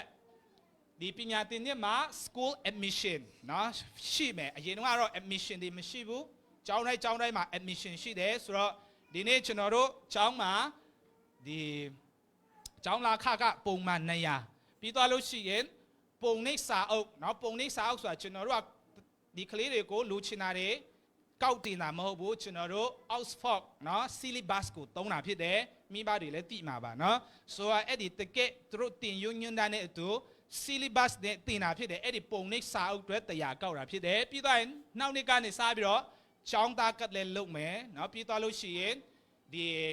တစ်နှစ်မှာ3ချိန်စာမေးပွဲစစ်မှာဖြစ်တယ်တစ်ချိန်เนาะပရမစာမေးပွဲ first semester ပြီးသွားလို့ရှိရင် report ကဒီကုသားသမီးတွေဘယ်လောက်အမှတ်ရလဲဆိုတာကိုကျွန်တော်တို့ကเนาะ report ပေးမှာဖြစ်တယ်ဆိုတော့ကုသားသမီးတွေလည်းပို့ပြီးတော့ကြိုးစားစီချင်တယ်အကယ်၍မိဘတွေကသားသမီးတွေကိုចောင်းတင်ပြီးရောဆိုလွတ်ထားပြီးတော့ဒီလိုမျိုးဘွဲ့ယူတဲ့နေ့เนาะဒီចောင်းတင်ခန်းစာတွေကိုပြီးမြောက်ပြီးတော့နောက်နေ့တော့ကျွန်တော်တို့ဘွဲ့နင်းတပြင်လုပ်မယ်เนาะဘွဲ့ဦးထုတ်ဆောင်မယ်ဘွဲ့ဝတ်စုံနဲ့အသေးချပေးမှာဖြစ်တယ်အဲ့ဒီချိန်ကျရင်ကုသားသမီးတွေမပါဘူးဆိုရင်ဝမ်းမနေစီချင်ဘူးဒါကြောင့်မလို့ကုသားသမီးတွေကိုအိမ်မှာစာလုပ်ဖို့ပြောပေးပါចောင်းကလွတ်လိုက်ရုံနဲ့ပြီးသွားတာမဟုတ်ဘူးဆိုတာကိုကျွန်တော်ပြောချင်တယ်နော်ဟုတ်ပြီနောက်တစ်ခုကတော့နော်ចောင်းလာခကူတော့နော်ចောင်းလာခကူတရက်နေ့မှ15ရက်နေ့နောက်ဆုံးပြီးသွင်းရမှာဖြစ်တယ်။ဘာကြောင့်လဲဆိုရင်ကျွန်တော်တို့ဆရာမတွေလည်းနော်သူတို့လည်းအလုပ်လုပ်တယ်နော်သူတို့လည်းစာဝတ်နေရေးရှိတဲ့အတွက်ကြောင့်ကျေးဇူးပြုပြီးတော့နော်ចောင်းလာခကူတရက်နေ့ကနေ15ရက်အတွင်းပြီးဆောင်ဖို့ရန်အတွက်မိတ္တာရိုက်ခံတယ်အကယ်၍နော်အကယ်၍15ရက်အတွင်းပြီးဆောင်ဖို့နော်အခက်ခဲရှိပါကရုံခန်းထဲမှာကျွန်တော်နဲ့လာတွေ့ပေးပါလို့เนาะကျွန်တော်တို့နားလည်ပေးတယ်ဘယ်လိုမျိုးလဲဆိုတာเนาะချုပ်ချောင်းသားတွေလည်းเนาะမပေးနိုင်ရင်လည်းကျွန်တော်တို့အဓိကငွေကြီးမဟုတ်ကလေးတွေပညာတတ်ဖို့ဒါပေမဲ့မိဘတွေစီက respect ဆိုတဲ့เนาะတယောက်နဲ့တယောက်လေးစားခြင်းဆိုတာကိုနှစ်သက်တာဖြစ်ပါတယ်လို့ဟုတ်ပြီနံပါတ်3အနေနဲ့ចောင်းသူចောင်းသားများအားចောင်းချိန်7နာရီတိမှာចောင်းအရောက်ပို့ပြီးတော့ចောင်းစင်းချိန်9နာရီတိမှာလာချိုပေးပါအချို့မိဘတွေကအရန်စောကြီးလာတယ်ကလေးတွေကနော်သူတို့ကမပြန်ချင်တောင်းစာကအာယုံမရှိတော့ဘူးအပြင်မှာမိဘတွေစောင့်နေဒါကြောင့်မို့လို့နောက်နေ့ကနေစပြီးတော့9နာရီနောက်ပိုင်းမှပဲចောင်းသားတွေကိုလာချိုပေးပါလို့နော်အကယ်၍လုံးဝ exceptional ချွင်းချက်အနေနဲ့လုံးဝမဖြစ်ဘူးဆိုရင်တော့ဆရာမတွေနဲ့တိုင်ပင်ပါနော်ပြီးရင်နံပါတ်4မိမိကလေးအားចောင်းမလာနိုင်ပါကចောင်းဆရာမထံတီချာစွာခွန့်တိုင်ရမည်ဒါအရေးကြီးတယ်နော်အဲ့ဒါမိဘတွေအတွက်ပဲချို့ကလေးတွေကအရွယ်ရောက်နေတော့အိမ်ကနေထွက်လာတယ်ចောင်းမရောက်ဘူးနော်ဆိုအဲ့ဒီလိုဖြစ်တတ်တယ်ဒါကြောင့်မလို့ចောင်းမရောက်ဘူးဆိုရင်ចောင်းမလာဘူးဆိုရင်တီချာခွန့်တိုင်ပြီးပါဒီကလေးကဘယ်ရောက်နေလဲနော်အဲ့ဒါလေးဟာသူတို့မိဘတွေအတွက်လုံခြုံဖို့လည်းဖြစ်တယ်ဒါကြောင့်ចောင်းမလာနိုင်ရင်တီချာခွန့်တိုင်ပြီးဖို့လည်းပန်ကြားခြင်းတယ်နောက်တစ်ခုနံပါတ်5အနေနဲ့ချောင်းစည်းကမလိုက်နာတော့ចောင်းသူចောင်းသားများအားနော်ပြဿနာတဆုံတစ်ခုဖြစ်ပါကចောင်းကတာဝန်ယူဖြေရှင်းပေးမှာမဟုတ်ဘူးဥပမာအင်ကနေထွက်လာတဲ့ចောင်းမရောက်ဘူးသူ့ဟာတို့ပြဿနာဖြစ်တဲ့ဟာကျွန်တော်တို့ចောင်းကနေကိုငီဖြေရှင်းပေးမှာမဟုတ်ဘူးကျွန်တော်တို့ចောင်းရဲ့စီမင်းစည်းကမ်းကိုလိုက်နာပေးဖို့ရန်အတွက်မိဘတွေလည်းတိုက်တွန်းခြင်းတယ်နံပါတ်6မိဘများနေဖြစ်ចောင်းသူចောင်းသားများចောင်းမှပေးသောအိမ်စာတင်ခန်းစာများကိုအပီးစီလှုပ်ဆောင်ရန်တိုက်တွန်းအပ်ပါတယ်နော်ចောင်းမှာလွတ်လိုက်ရုံမပေးဘူးအချို့ចောင်းသူចောင်းသားတွေကနော်ဆက်ရိုက်မတူတော့အိမ်စာပြီးလဲမပေးဘူးဆိုပြီးတော့နော်မိဘတွေလိမ့်နဲ့ចောင်းသူចောင်းသားလည်းရှိတယ်ဝမ်းမနေစီချင်ဘူးနော်ဆိုတော့ဒါကြောင့်မလို့နေ့တိုင်းကျွန်တော်တို့အိမ်စာပြီးတယ်စစ်ပြီးပါလုပ်ပါလို့နော်တိုက်တွန်းပြီးပါမနေ့ပြန်မှာပြီးတဲ့ចောင်းစာအတိုင်းပဲပြန်လာတာကနော်ကျွန်တော်တို့အတွက်အရန်ဝန်ထုတ်ဝန်ပိုးဖြစ်တယ်ဒါကြောင့်မလို့တနည်းចောင်းကနေပြီးတဲ့အိမ်စာကိုပြီးမြောက်အောင်လှုပ်ဆောင်ဖို့ရန်အတွက်မိဘကကြက်မှတ်ပေးပါလို့ဟုတ်ပြီနံပါတ်9အနေနဲ့ចောင်းသူចောင်းသားများဤလှုပ်ရှားမှုတွေပါဝင်ဆောင်ရွက်ရမည်ဥပမာကျွန်တော်တို့ဒီတခြားចောင်းတွေနဲ့ကျွန်တော်တို့ဒီ competition တို့ရှိတယ်နော်ဥပမာဒီចောင်းစာပြီးဟောပြောပွဲတို့ပြီးရင် art တို့နော်ဒီပကြီးဆွဲပွဲတွေဘာတွေခေါ်ရင်လွတ်ရမယ်နော်ကျွန်တော်ရဲ့ចောင်းရဲ့ activity ဖြစ်တဲ့အတွက်ဥပမာ picnic သွားတာကအစအဲ့ဒါတွေကိုလည်းမိဘတွေကရက်ရောစွာစီလွတ်ပေးရမယ်ဟုတ်ပြီနံပါတ်8ချက်နဲ့ចောင်းသူចောင်းသားများအားចောင်းတွင်လက်ဝက်ယတနာများဝတ်ဆင်ခြင်းမပြုရပြဿနာတဆုံတစ်ခုဖြစ်ပါကចောင်းမှတာဝန်ယူဖြေရှင်းပြီးမဟုတ် အချို့ចောင်းသူចောင်းသားများကចောင်းလာလို့ရှိရင်နော်ဟို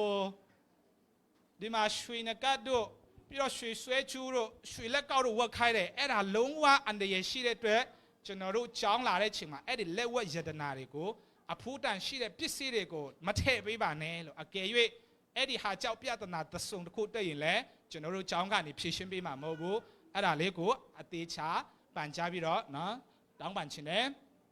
ဟုတ်ပြီဆိုတော့ဒီနေ့ကျွန်တော်ကျောင်းရဲ့ကိစ္စနော်ပြောဆိုတာကတော့ဒီလောက်နဲ့အဆုံးသတ်ပြီဆိုတော့ခုချိန်မှာမိဘပြည်သူတွေအနေနဲ့နော်ကျောင်းသားမိဘအနေနဲ့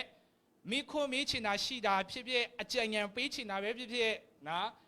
လွတ်လပ်စွာမိခွန်းရှိတယ်စိတ်မဆိုးဘူးနော်ပြီးတော့လို့ရှိရင်ကျောင်းတက်တဲ့ချိန်မှာလည်းဒီဘယ်လိုပြောမလဲ feedback လေးတွေပေးချင်တယ်ဆိုရင်လည်းကျွန်တော်ဖုန်းနံပါတ်ရှိတယ်အဲ့မှာအချိန်မရွေးနော်စာပို့လို့ရတယ်ကျွန်တော်တို့နော်အမြဲတမ်းစာမိဘတွေရဲ့ feedback ကိုအမြဲတမ်းကျွန်တော်တို့ကနော်ဂရုတစိုက်နဲ့ဟိုမှတ်ယူတာဖြစ်တယ်ဆိုတော့အခုချိန်မှာ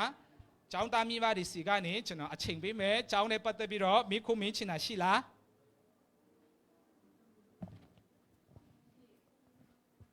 ရှိလားရှေ့လက်လေးထောင်ပေးပါအောင်နော်မေးလို့ရတယ်နော်ခုသားသမီးတွေတိုးတက်ဖို့အတွက်မေးပါ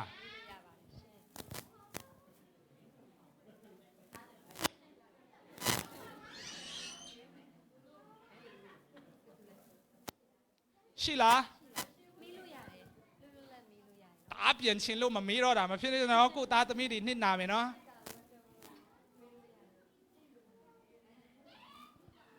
ဟုတ်ပြီဆိုတော့အရင်တုန်းကကျွန်တော်တို့ဒီမှာစပြုတ်ခဲ့တဲ့နော်ဆရာတို့ကသူတို့ကဩစတြေးလျရောက်သွားပြီနော်ဆိုတော့သူ့ရဲ့အစီအစဉ်နဲ့ကျွန်တော်တို့ရဲ့အစီအစဉ်နည်းနည်းကွာတယ်ဆိုတော့ဒီ2026တော့ကျွန်တော်တို့ပညာရေးတစ်ခုကိုဘယ် UT forecast တော့လုပ်မှာဖြစ်တယ်နော်ကလေးတွေကိုဒီဘာသာရေးနဲ့ကျမ်းစာတွေကိုသင်ကြားပေးခြင်းကကျွန်တော်တို့လုပ်မှာမဟုတ်ဘူး2016မှာဘာကြောင့်လဲဆိုရင်ဒီပညာရေးတက်တက်ကိုပဲထိရောက်သွားစီခြင်းနဲ့နော်အဲ့ဒါလေးကိုလည်းမိဘတွေကနော်ဒီဘာသာချကြောင်းဖြစ်တဲ့ခါမှာအရန်စိုးရင်လို့မှာဆိုလို့နော်ဆိုတော့2026ကတော့ကျွန်တော်တို့ဒီပညာရေးတစ်ခုတည်းကိုပဲ focus ပြီးတော့လုပ်မှာဖြစ်တယ်ပြီးရင်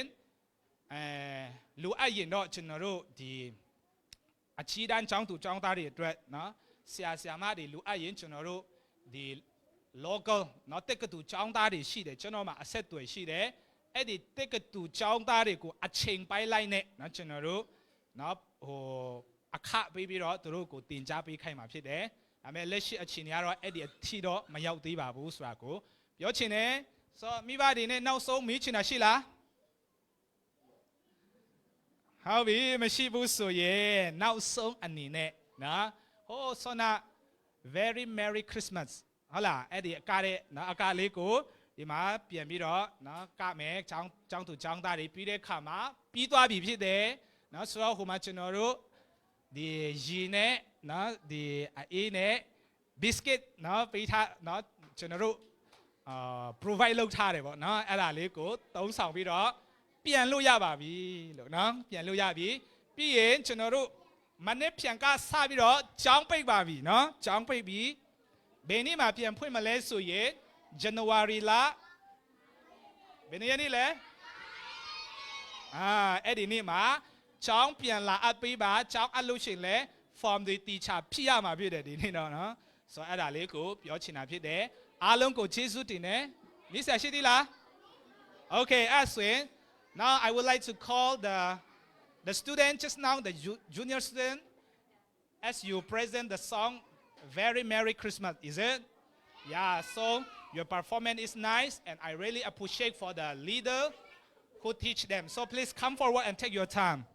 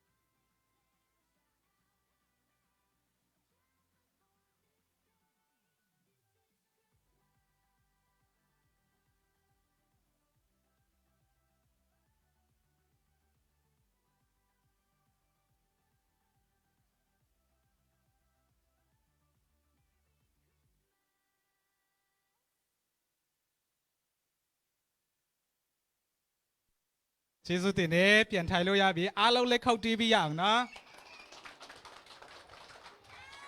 ကဲနောက်ဆုံးအနေနဲ့နောက်တော့ပုံလေးရိုက်မယ်ရွေ့ဆရာမလို့ဘူးခုအနောက်ဘက်ကလူတွေကိုလမ်းမှာနော်ထိုင်ခုံနှစ်ခုစီစီပြီးတော့ထိုင်မယ်ပြင်ရနေတခါတည်းတပ်ပုံနော်ရိုက်မှာဖြစ်တယ်နော်မှတ်တမ်းလေးတင်ချင်လို့ဟုတ်ပြီဆိုတော့ကျွန်တော်ចောင်းသူចောင်းသားတွေကိုဘာသာရက်တင်ကြားပေးတဲ့ဟာလေးကိုမိသွားလို့စောနာနော် English တင်ပေးတယ်ပြီးရင်တင်ချာပြီးရင် science နော်ပြီးရင် geography history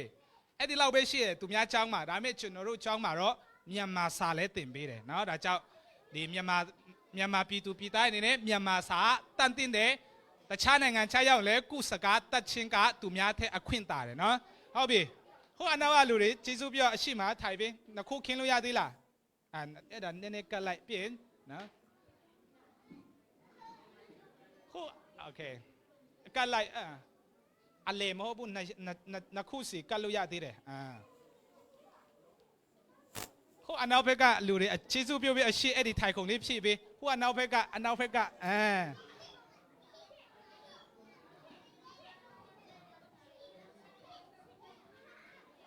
ခုအနောက်ဘက်ကလူတွေနည်းနည်းအရှိလာပဲနော်အမ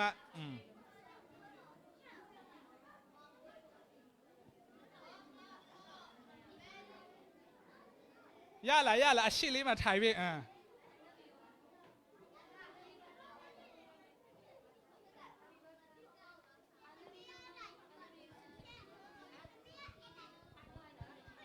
ပြီးတော့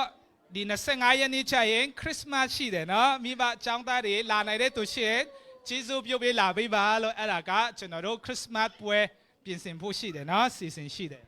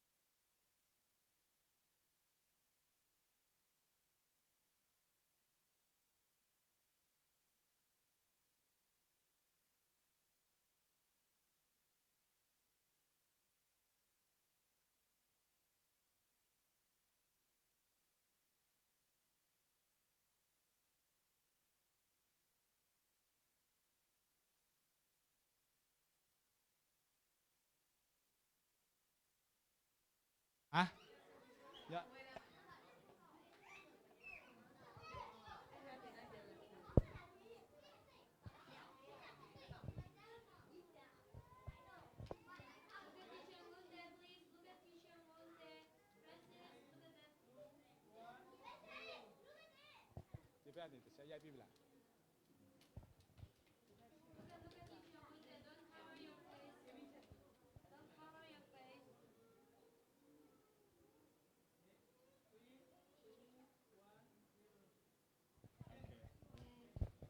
ကဲကျေးဇူးအများကြီးတင်ပါတယ်လေနော်ចောင်းသားမိဘနဲ့သူចောင်းသူចောင်းသားများအားလုံးကျွန်တော်တို့2025ပညာသင်နှစ်အောင်မြင်စွာပြီးဆုံးသွားပါပြီအားလုံးလည်းခောက်တီးရအောင်โอเคကျေးဇူးအများကြီးတင်ပါတယ်เนาะဓာတ်ပုံရိုက်ချင်တဲ့သူတွေရိုက်လို့ရတယ်ကိုသားသမီးတွေနဲ့ပြီးရင်ကျွန်တော်တို့ကျောင်းကနေပြင်ဆင်ထားတဲ့ကိုနှစ်သက်ရအေးနဲ့မုတ်ကိုဒီမှာစားတွေဖြစ်စေယူသွားတွေဖြစ်စေပြန်သွားလို့ရပါပြီခုကျောင်းသူကျောင်းသားလေးလည်းတခါတည်းခေါ်သွားလို့ရပြီเนาะ